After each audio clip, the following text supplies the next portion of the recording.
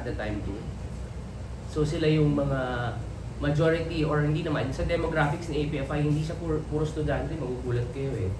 So halo-halo, may business owners, may studio owners, may mga nagtatrabaho sa ad agencies.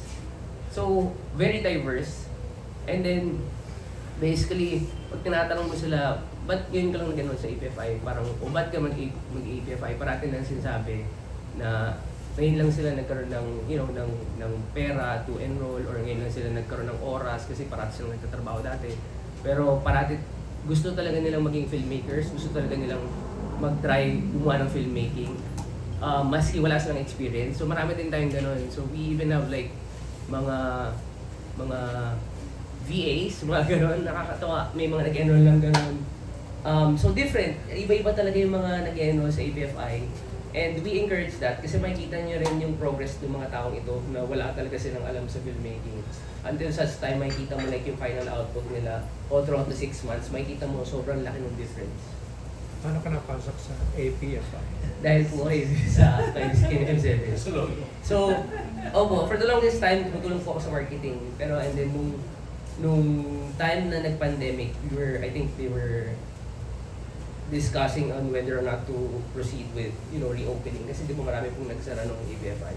So that's the time when I stepped in already. Now, you are the what in the... I basically manage the whole school. I'm more of what you can say like a general manager. So I had the marketing operations. Okay. What is your full name? Russell? Russell Frederick Yalo Olanan. Okay. Yes, ma'am. How much is the enrollment fee para sa mga ibang mga... Yung enrollment fee is not that expensive. Well, if you compare it to a typical college or university. Sa APFI, you basically can pay like as low as 15,000 a month for 6 months. So the original or the main amount would be around 100,000 only. 100 plus thousand. And that includes everything already. Equipment, you don't have to bring your own equipment, you don't have to buy. Kasi we provide that, we provide the lights. We are also in partnership with different suppliers and brands like Holy Land, Nanlight. So sila yung mga kilala talaga sa industriya. So they are kind enough to lend and provide us with the equipment that they need for the students. At the same time, provide discounts also sa mga students that are enrolled sa APFI. We're not even aware that this is existing, di ba? Until now. Yes, but tahimik lang yan. I don't know. Si APFI is kilala po siya if like you're really, you've been in the film industry for the longest time. Pero right now, kilala siya ng mga, siguro yung mga millennials, gano'n. So right now what we're doing is we're trying to penetrate yung Gen Z. New generation. Yes, new generation. So, we are in the process of creating, different contents for TikTok. So yun, ipapasukin natin yung TikTok, yung content creation. Kasi yun yung nakikita namin na isa sa mga channels ngayon na pinupuntahan ng lahat ng tao. I mean, lahat ng tao may TikTok, parang na siyang Facebook eh, di ba? So yun yung mga tinatrabaho namin yan. At the same time, we're creating like mga workshops also, specialized workshops for like example, yung Agapito director si Arvin Bellarmino, so we have a workshop with him. So it's a directing and pitching workshop. So he also teaches sa APFI every Sunday. So this is specialized. And then we're also working on a few other workshops that are also specialized. Let's say, for example, advanced directing. We also have an acting workshop here of Leo Martinez. So si Leo Martinez also teaches sa APFI acting. Ang tinuturo niya yung acting method niya, which is yung no acting please, yung Eric Morris. Although apart from that, we also have the Meister technique naman kay Miss Angeli Bayani, which is part of our curriculum sa acting class. Anong tinuturo ni Bayani? Miss Angeli Bayani teaches yung Meister technique po. So that's part of the 6-month program, yung acting class natin, siya po yung instructor. Yes po. Kailangan ng output ng estudyante bago mabigyan ng certificate? Well, each subject will require an output. Depende po sa mentor or sa instructor kung ano yung output. Pero usually in the form of a short film naman yan. Then after the 6 months, you will basically be required to create your own thesis. So you'll have 3 months to prepare and to create your thesis.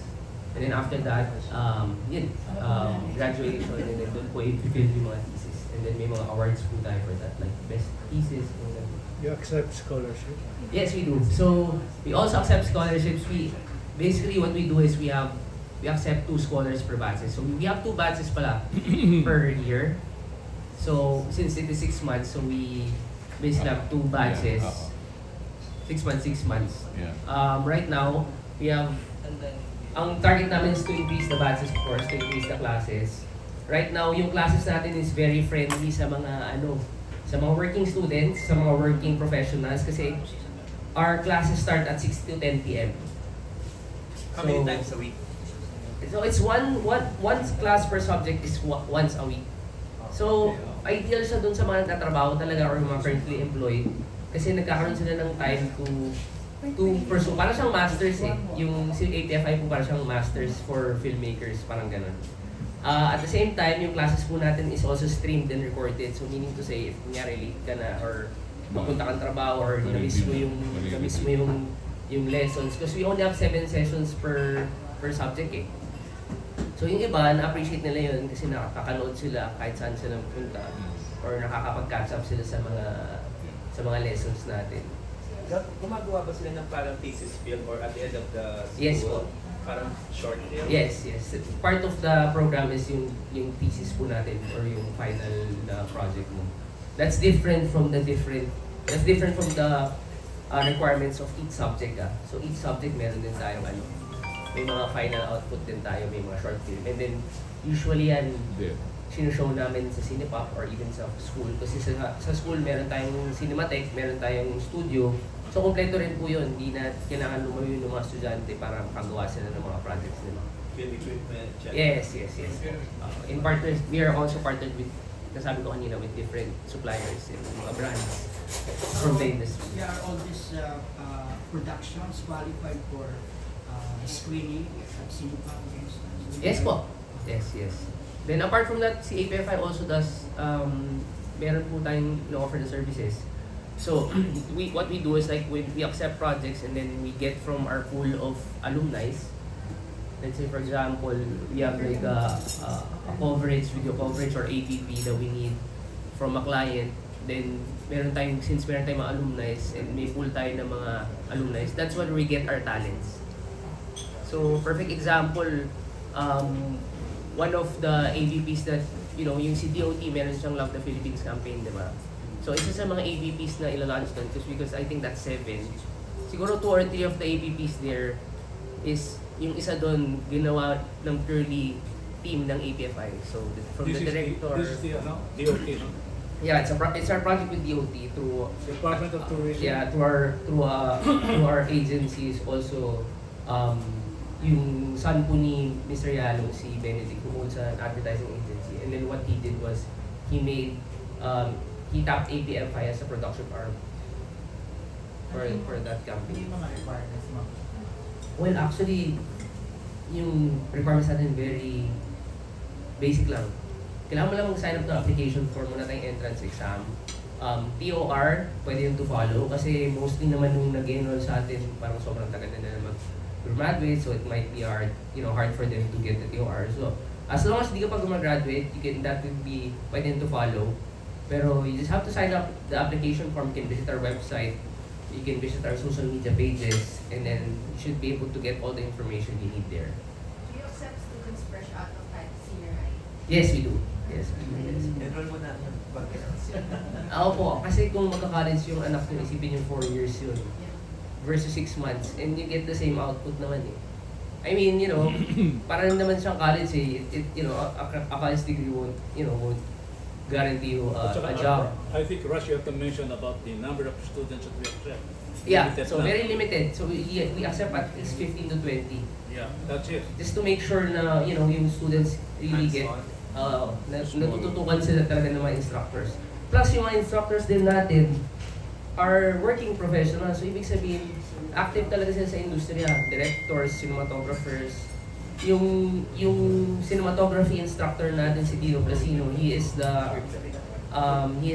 cinematographer or the DOP for Bypass tsaka OTJ sa film ni Eric Mati.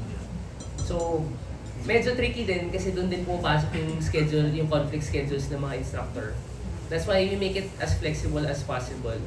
So yun po, and good thing naman nakaka-keep up naman yung mga students and open naman sila dyan. Since hindi naman nagiging conflict yung schedule natin dun sa regular class schedules kasi afternoon tayo till gabi. So yun din isa sa mga advantages natin. Ross, meron bang internship yan in the industry? Yes, so we also offer internship. So right now we have we are topped by Batangas State University for internship. So yung mga comm students nila are actually applying as interns for APFI. So they provide, what we do is we help them, we expose them sa mga actual, sa real life, mga productions, provide support sa mga marketing and operations ng school. So ano talaga, na-expose talaga sila sa production. Ganun po. Do you have any other questions regarding this? Yung Yes, Natalie. yung sa enrollment at saka yung interest kasi nga medyo hirap na yung industry na yun. So, Well, hindi naman namin po nararamdaman na nahihirapan yung industry. Pero one thing is for sure, marami talagang interested. Even like foreign students, meron tayong mga nag-enroll ng mga foreign students. Kasi they see yung potential dito sa Philippines apart from, that it's very cheap compared to like, you studying abroad in, let's say, New York Film Academy, di ba? The next best thing or the next option would always be the Philippines for these foreign students. Yung iba, filmmakers na, yung iba parang they're doing photography, videography, but want to transition into filmmaking, like documentary filmmaking, yung mga ganun. So, di naman namin na, as a school, as an institution, di namin nararamdaman yun. Kasi tuloy naman yung enrollment. Yeah. And ano talaga, very halo-halo talaga yung nag-enroll. Hindi siya like puro estudyante lang. Yung iba, meron din tayo actually meron din mga companies that they enroll yung employees nila for added skill set rather than, di ba, yung mga companies like mga corporations, they outsource yung mga video production services nila. Some have in-house. So ginagawa ng mga yun, in-enroll nila yung team nila for upskill. So ibig sabihin, nag-enroll sila sa certain subjects sa APFI, like kunyari script writing, directing, yung mga essentials for yung mga video production. And then doon nila in-enroll and then we issue them certificate. Marami rin ganun. So that's actually another niche that we are able to tap yung corporate. Who teaches scriptwriting? Right now, ang nagtuturo ng scriptwriting is our APFI alumni, si John Bidia.